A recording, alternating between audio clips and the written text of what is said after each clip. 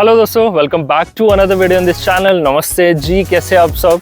और 4 जून हो चुकी है, इंडिया में इलेक्शन के रिजल्ट्स आ चुके हैं। बीजेपी है secure 240 seats and obviously NDA के सपोर्ट से बीजेपी जाके अपनी सरकार बनाएगी। So big congratulations and kudos to everyone who has supported BJP and who voted in favour of NDA. Big congratulations to all of you guys. And लेकिन सबसे बड़ी बात यह है कि इंडिया ने इस बार एक वर्ल्ड रिकॉर्ड बनाया कि 64 करोड़ से ज़्यादा लोगों ने इस बार वोट किया। So it was a spectacular show off democracy. और जो बाकी जो देश है जो ये सब बोलते रहते हैं कि इंडिया में जो इंटॉलरेंस है वो बढ़ रहा है, इंडिया का जो प्रधानमंत्री वो एक अथॉरिटेरियन सरकार चला रहे हैं, जो डिक्टेटर है, उन सब के मुंह बंद हो गए। उन सब के मुंह पे एक मस्त सा थप्पड़ मारा है हमारे जो देश के जो वोटर्स ने। So big congratulations to everyone who has voted in the recently concluded elections। और कांग्रेस भी इस बार 99 सीट्स ले आई है हालांकि। सो इस बार भी पार नहीं हुआ है। मतलब वो पार्टी जो पिछले 70 साल से 60 साल से रूल कर रही है देश में, आज उसकी ऐसी शर्मनाक ऐसी हालत हो गई है कि वो खुद से अकेले एक मतलब वो इलेक्शन नहीं लड़ पा रही। उससे अब और भी रीजनल पार्टीज़ की हेल्प चाहिए। अब इससे ज़्यादा मैं क्या ही कहूँ, बट वो लोग बहुत ज़्यादा खुश हैं। पता नहीं क्यों खुश हैं। ना उनकी सरकार बन रही है और इतने ज़्यादा लोगों ने मिलके, इतनी ज़्यादा पार्टीज़ ने मिलके जो इंडिया अलायंस है वो सिर्फ 234 सीट्स लेके आई है और बीजेपी तो फिर भी 240। तो मतलब एक अकेली पार्टी सब पे भारी। और फ्यूचर में भी ये बताया जाएगा कि जब देश के सारे भ्रष्टाचारी लोग एक साथ आ गए थे and yet there was a prime minister who fought single handedly against all of those and defeated them. So दोस्तों, अगर हम लोग बीजेपी की बात करें तो ऐसा कहा जा रहा है कि बीजेपी के लिए मॉरल डिफीट है। और वो सच भी है बिकॉज 2019 में बीजेपी ने 303 सीट जीती थी और वहां से अब घटकर 240 सीटें हो गई हैं। And obviously it is a moral defeat for BJP supporters. But one thing which we need to understand that is कि जब भी कोई एक सरकार काफ़ी लंबे टाइम तक पावर में रहती है तो एक नेगेटिव इमोशन बन ही जाता है लोगों के बीच में। और वो ऐसा नहीं है कि that is applicable to India only, बाकी जो कंट्रीज़ है उनमें भी ऐसा ही होता है कि जो इनक्यूम्बेंट जो गवर्नमेंट होती है उसके अगेंस्ट थोड़ा सा नेगेटिव इमोशन रहता है। So considering the fact we need to realise and we need to understand कि उसके बावजूद जो बीजेपी का जो अचीवमेंट है वो बहुत बड़ा है। इंडिया की अगर हम बात कर ले तो 60 साल के बाद ऐसा सिर्फ दूसरी बार हुआ है कि जो करंट प्राइम मिनिस्टर है वो तीसरी बार पीएम बनने के लिए तैयार है। इससे पहले सिर्फ नेहरू जी के साथ ही ऐसा हुआ था। So obviously it is a huge achievement for BJP and that is why all the BJP supporters should not feel sad about the fact कि उनकी सीटें कम हुई हैं। रही अगर बात कांग्रेस की तो खैर क्या ही बात कहना। पता नहीं वो लोग 99 सीट्स लेने के बाद भी इतना क्यों खुश है। ना आपकी सरकार बन रही है, ना आपने अकेले इलेक्शन लड़के आपने मतलब कोई मेजॉरिटी जीत ली हो, तो ऐसा तो कुछ है नहीं। आपने कभी भी जो इंडिया अलायंस जो भी है, जितनी भी पार्टीज है, उन लोगों ने कभी इलेक्शन कैंपेन के टाइम में डिक्लेयर ही नहीं किया कि प्रधानमंत्री कौन होगा। कभी बोलते हैं 15 लोग प्रधानमंत्री बन सकते हैं, कभी बोलते हैं 20 लोग, कभी बोलते हैं 10 लोग। तो क्या मतलब आप महीने महीने में वो प्रधानमंत्री चेंज करोगे, हफ्ते के हिसाब से प्रधानमंत्री चेंज करोगे? उन्होंने कभी भी he has never talked about कि how he plans to make India developed country. उन्होंने कभी अपनी फॉरेन पॉलिसीज उनकी क्या होगी उसके बारे में बात नहीं किया।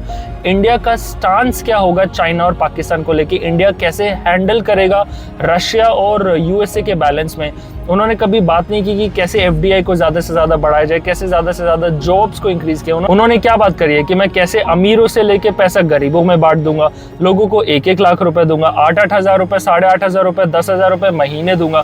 मतलब और लोग भी मतलब ऐसा लग रहा है कि अकल बेच के बैठे। उन्होंने कभी ऐसा सोचा नहीं कितना ज्यादा पैसा कहाँ से आएगा।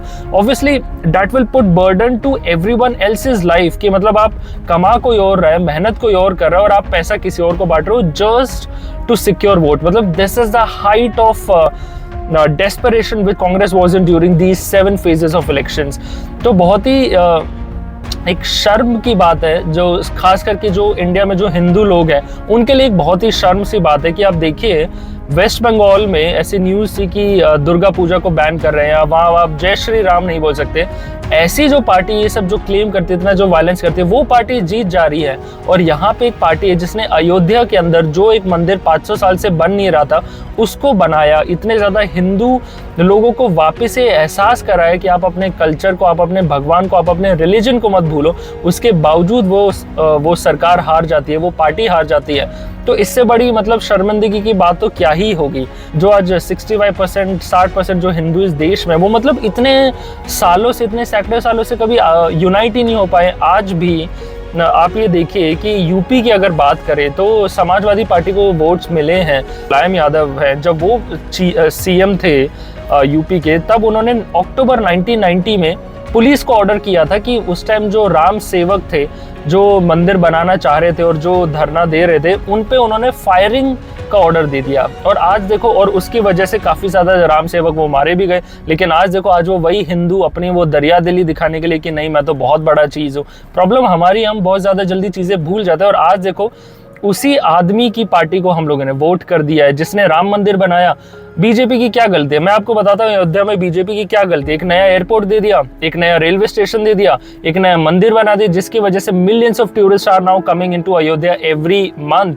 उसकी वजह से उनका जो लोकल बिजनेस एनवायरनमेंट है वो डेवलप हो गया, टैक्सीज का धंधा बढ़ गया, रेस्टोरेंट्स का धंधा बढ़ गया, होटल्स वाले ज़्यादा पैसा कमा सकते हैं, वहाँ पे जो फूड स्टॉल्स लगाते हैं वो लोग ज़्यादा पैसा कमा सकते हैं। बट मेरे को ऐसा लगता है कि यूपी वालों को शायद से पसंद ही नहीं आता है कि मतलब ऐसे कैसे आप हमारा डेवलपमेंट ऐसे कैसे कर सकते हो। Despite being 85% of the population of Ayodhya being Hindu, still हम लोग का आप ये हाल देखो। बट आप ये चीज़ समझिए कि हम कितने दोगले हैं कि अभी जब गाजा में रफा पे जब वो अटैक हुआ, इजराइल ने अटैक किया, तो everyone is putting post on Instagram, everyone is putting post on other social media platforms that their eyes are on रफा, जो कि एक AI जनरेटेड इमेज थी।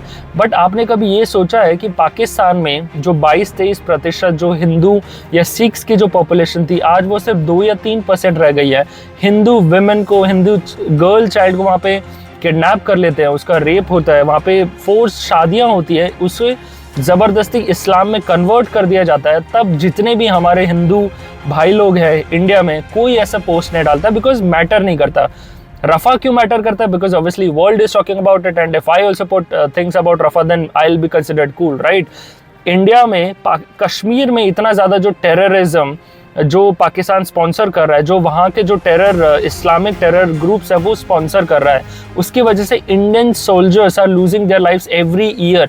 सिर्फ 2024 की अगर मैं बात करूँ ना, 700 से ज़्यादा इंसिडेंट्स हुए when terrorist have attacked Kashmir.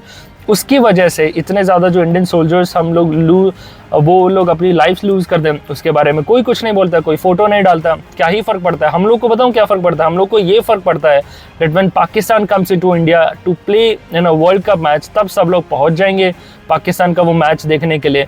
मतलब ऐसा लगता है इस देश में कि किसी को पाकिस्तान से प्रॉब्लम नहीं है, सिर्फ इंडिया की जो आर्मी है उसे पाकिस्तान से प्रॉब्लम है। तो ये हमारा ही दोगलापन है जो हमें बार बार पिछाड़ देता है, जो हमें ही बार बार काटने को आता है। अब आप ये चीज़ देखिए कि इतने ज़्यादा लोगों ने कांग्रेस को वोट किया है।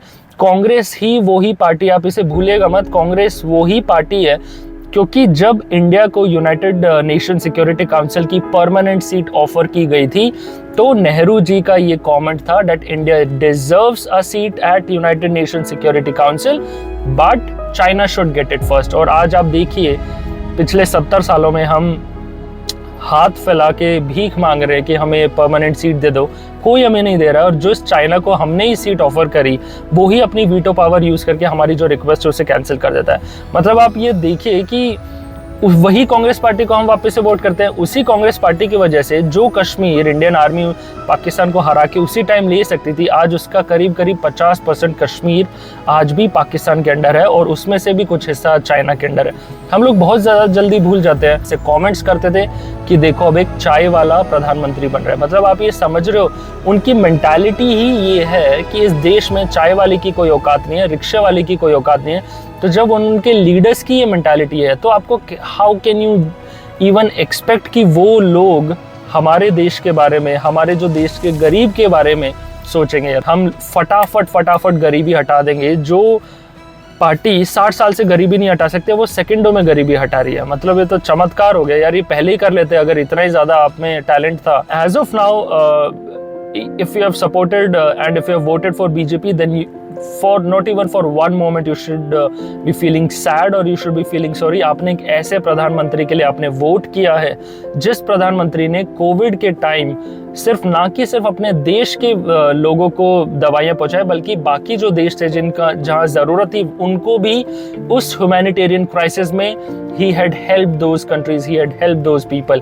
आपने उसी प्रधानमंत्री के लिए वोट किया जिसने जनधन योजना में इतने करोड़ों गरीब लोगों का अकाउंट खोला ताकि डायरेक्टली उन्हें पैसा भेज सके। आपने उन्हीं प्रधानमंत्री को वोट किया है जिसने प्रधानमंत्री आवास योजना के तहत इतने ज़्यादा करोड़ों घर बनवाए हैं ताकि करोड़ों लोग एक पक्के घर में रह सके। आपने उसी प्रधानमंत्री के लिए वोट किया है जिसने प्रधानमंत्री उज्ज्वला योजना में इतने ज़्यादा गैस कनेक्शन दिए ताकि महिलाओं की जो हेल्थ है वो खराब ना हो। आपने उसी प्रधानमंत्री के लिए वोट किया है, आप ये भूलो मत, जिसको मुस्लिम नेशंस मिडिल ईस्ट में Saudi Arabia, Bahrain, Palestine, Egypt ऐसे जो देशों ने उनको जो उनका हाईएस्ट ऑनर है, हाईएस्ट अवार्ड है, वो प्राइम मिनिस्टर को दिया है। आपने उन्हीं प्राइम मिनिस्टर को आपने वोट किया है जो जब पाकिस्तान अटैक करता तो उसी की भाषा में सर्जिकल स्ट्राइक किया और बालाकोट स्ट्राइक किया। आपने उन्हीं प्रधानमंत्री को वोट किया है जिसने इस देश के गरीब से गरीब को इंटरनेट और मोबाइल के थ्रू डिजिटलाइजेशन से जोड़ा है।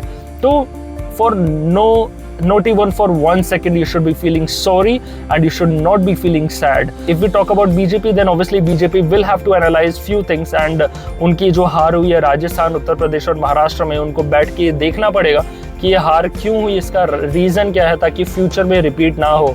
एंड कुछ लोगों का कहना है कि आरएसएस को साइडलाइन कर दिया गया था, may be that is one of the factor. And दूसरा, जो बाहर की पार्टी से बीजेपी में कुछ लीडर्स आए थे और उन्हें टिकट्स मिली, जो बीजेपी के जो कार्यकर्ता थे वो थोड़ा सा नाखुश थे। But anyways that is an internal matter of BJP which I am sure the kind of leadership they have, they will for sure look into all these matters. And as of now it looks like that Prime Minister will form a government with the support of NDA alliance। and थोड़ी तो कमज़ोर सरकार, ऐसा लग रहा है कि थोड़ी कमज़ोर सरकार बनेगी। एंड हो सकता है कि जैसे प्राइम मिनिस्टर का सपना था UCC इम्प्लीमेंट करने का या one nation one election implement करने का या POK को लेकर अगर कोई स्टेप था, तो हो सकता है कि उसमें थोड़ा सा उन्हें रेजिस्टेंस मिले, थोड़ा सा उन्हें विड्रॉ करना पड़े। But that is something well which only time can tell. So to conclude, देखा जाए तो काफ़ी ज़्यादा हाईलाइट्स भी है इस इलेक्शंस की। एक तो हम लोगों ने वर्ल्ड रिकॉर्ड बनाया, इतने ज़्यादा लोगों ने वोट किया। अगर इंडिया को कोई हेल्प चाहिए तो पाकिस्तान दे दे। वेल उनके लिए मैं सिर्फ यही कहना चाहता हूँ कि आपके खुद के तो आटा पानी का आपका जुगाड़ नहीं हो पा रहा है। हर दूसरे महीने आप IMF, वर्ल्ड बैंक या चाइना या USA के सामने हाथ फैला के भीख मांग रहे होते हो। खुद का कोई रहना ठिकाना है नहीं। गरीबी में आज भी वो 30 लाख लोग, वो जो फ्लड आए थे कुछ महीने पहले, आज भी तुम लोग उससे अफेक्टेड हो, तो तुम लोग तो ना ही बोलो। But for BJP supporter and as a BJP supporter, I feel that it is a time for us to celebrate. It is a time for festivals, and everyone should feel happy and should feel proud that we have again chosen our Prime Minister to come back into the power. So thank you so much for watching, and if you've liked the content, consider hitting that subscribe button. Stay tuned and see you in the next video.